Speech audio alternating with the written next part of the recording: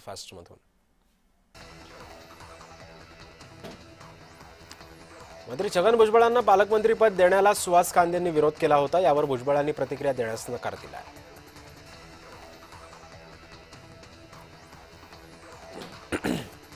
पुण्यातील cyber police ठाण्यामध्ये प्रांजल खेवलकर यांच्यावर आणखी एक गुन्हा दाखल करण्यात आलेला आहे। येत्या काळामध्ये खेवलकर यांच्यावरती आणखी दोन गुन्हे दाखल होण्याची शक्यता आहे। तर अनेक तरुणी खेवलकरांविरोधात तक्रारी देण्यासाठी पुढे येत आहेत।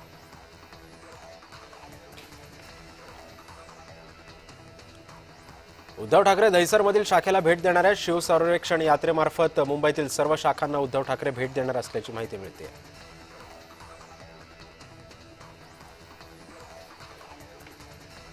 आदित्य ठाकरे धारावी कोळीवाड्याला भेट देणार आहेत। 24 ऑगस्टला दुपारी 3 वाजता धारावी कोळीवाड्यातील नागरिकांशी आदित्य ठाकरे संवाद साधणार आहेत।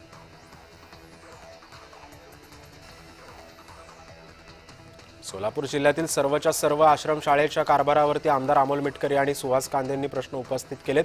महाराष्ट्र विधानमंडळ विमुक्ती जाती भटक्या जमाती कल्याण समितीचे अध्यक्ष सुहास कांदे यांच्या नेतृत्वाखाली 6 आमदारांच्या सदस्य समितीने आश्रमशाळेवरती नाराजी व्यक्त केली आहे।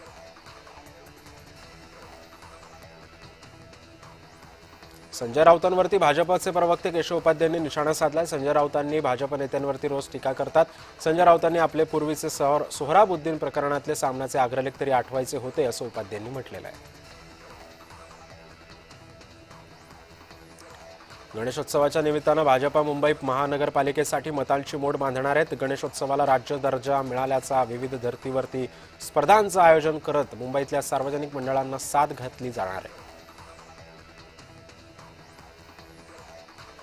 केंद्र सरकारनं ऑनलाईन गेमिंगवरती बंदी आणल्यानं भाजपच्या नेत्या चित्रा वाघ यांनी पंतप्रधान नरेंद्र मोदी आणि केंद्रीय मंत्री अश्विनी वैष्णव यांचं अभिनंदन केलंय। सरकारनं पावलं उचललेली म्हणजे मुलांचं भविष्य सुरक्षित असल्याचं सुद्धा त्यांनी सांगितलंय।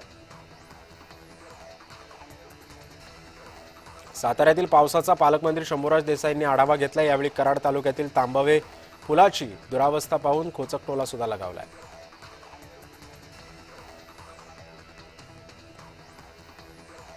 मुंबई गोवा महामार्गावरील माणगाव आणि इंदापूर येथील वाहतूक कोंडी कोकणवासियांसाठी डोकेदुखी ठरली आहे। यातून कोकणवासियांची लवकरच सुटका होणार असल्याची माहिती सुद्धा तटकरे यांनी दिली आहे।